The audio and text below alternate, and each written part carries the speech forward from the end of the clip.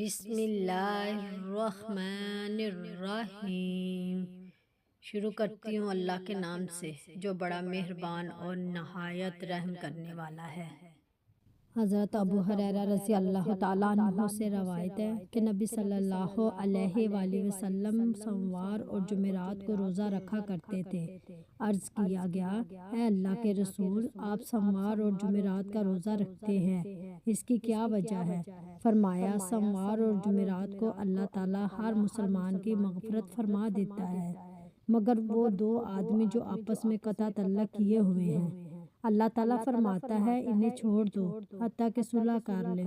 سنن ابن ماجہ حدیث نمبر 1740۔ حضرت سلیمان بن بریدہ اپنے والد حضرت بریدہ بن حصیب اسلمی رضی اللہ تعالیٰ عنہ سے روایت کرتے ہیں کہ رسول اللہ صلی اللہ علیہ وآلہ وسلم نے حضرت بلال رضی اللہ تعالیٰ عنہ سے فرمایا، بلال کھانا کھا لو۔ انہوں نے کہا، میرا تو روزہ ہے۔ رسول اللہ صلی اللہ علیہ وآلہ وسلم نے فرمایا، ہم لوگ اپنا رزق کھا رہے ہیں اور بلال رضی اللہ تعالیٰ عنہ کا بچا ہوا رزق جنت میں محفوظ ہے۔